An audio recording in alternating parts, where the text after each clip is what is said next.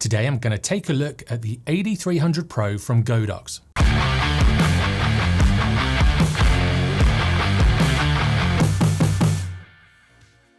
The AD300 Pro is marketed as an outdoor flash head, and it even says it on the box.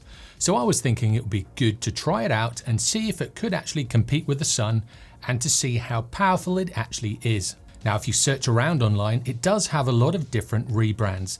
It's called the Flashpoint Explore 300 Pro on Adorama and the City 300 Pro from Pixapro in the UK.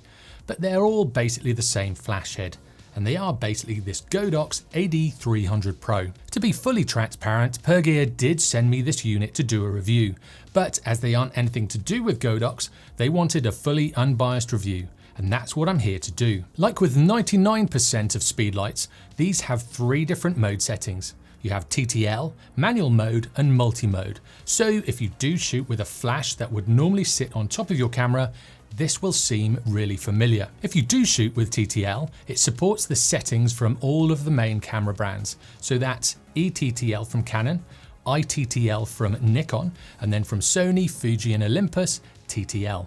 You just have to buy the specific Godox X Series or Pro Series radio trigger for your brand of camera. And this is one of the great things with these wireless flash units from Godox in general. If you have a couple of different branded cameras, or if you switch camera brands, all you need to do is buy a compatible trigger for the brand of camera you have. The AD300 Pro is 1.25 kilograms, including the battery, and on one charge it will give you approximately 320 full power flashes with a recycle time of 1.5 seconds at full power.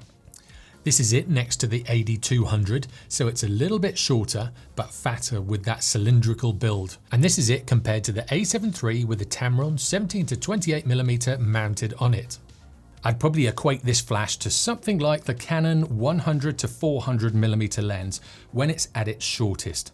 It seems around about that size, and it kind of seems around about the same sort of weight as that lens as well. In my low pro 450 AW2, this is how little room it takes up. So if you do a lot of location shoots with flashes, these are fantastic for portability. One thing you'll find if you've been out and tried to compete with that midday sun is that if you use a softbox with your flash, the light will get diffused and you'll need to use more power. And with this flash, with a power of 300 watt seconds, this does have plenty of power. I did a test recently trying different powered flashes out in the middle of the day, and it was interesting to see the results. If you haven't seen that video yet, click on the eye in the corner or the link in the description. And I was able to get good exposures at around about 4 foot from my subject with a 90cm softbox with around about 1/8 power in this flash. Also, when using the high-speed sync mode, you'll find with some flash heads that you have to push that power up to full power and you're still struggling with that sunlight. Whereas with this flash, I was able to keep it around about a 1/4 power to a 1/2 power at most. So there's still more power to go in this when I'm shooting at really high shutter speeds in that high-speed sync mode. It goes from full power at 1/1 to 1/256th power, so that is 9 full steps. And each of these are split up into 1/10th stop intervals, so you can really dial in the flash to get exactly what you want. As for features, I've already mentioned the high-speed sync mode, and it's a must for outdoor photography if you don't want to carry around ND filters. It also has rear curtain sync. You can shoot in both S1 or S2 slave modes. It has a 3.5mm PC terminal sync port.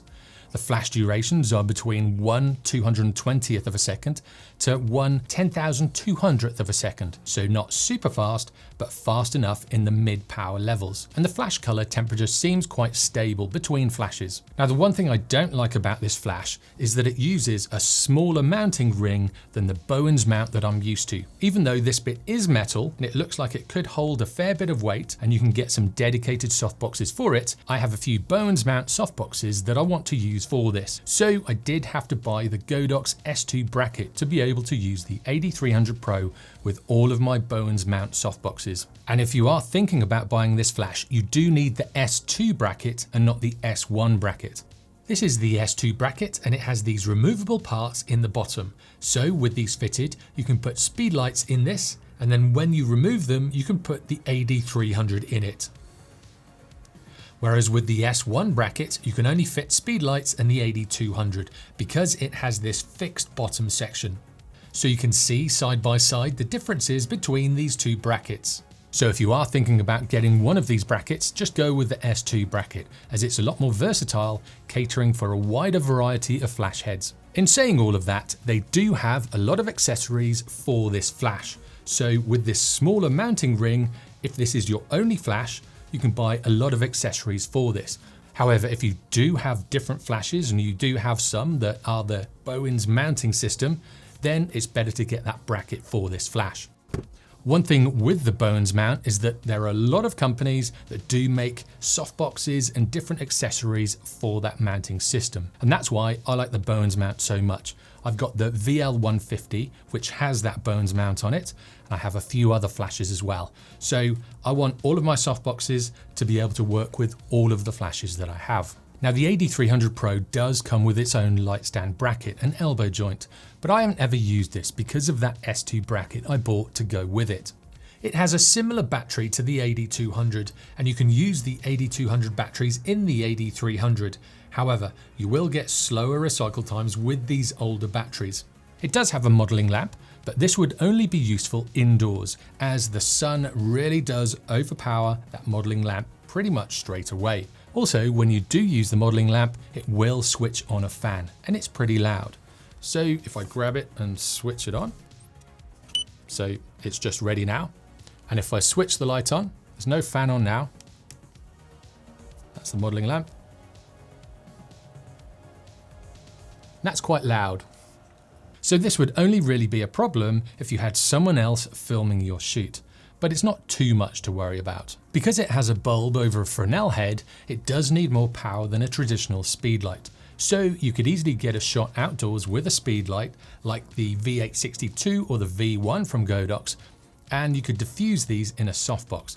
But the quality of light the AD300 Pro produces is so much nicer, and that is what you're paying for. A really nice quality of light with a lot of power to be able to cope with that sun. I've done a few shoots indoors and outdoors with the AD300 Pro now, and I'm suitably impressed with it. It has a good amount of power and it can definitely compete with the sun.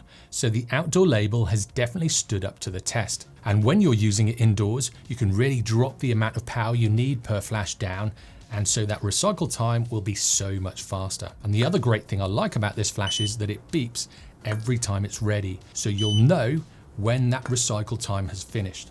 Now I was able to get these shots without the high-speed sync, staying below the max sync speed of my A7 III. And to compete with that midday sun, I only had to have the power at around about 1/8 of the full power. And then when I was using it with much higher shutter speeds, utilizing that high-speed sync mode, I didn't have to push it to full power, even in a 90cm softbox. And with those lower power settings needed, the battery will last a lot longer and those recycle times will be much shorter.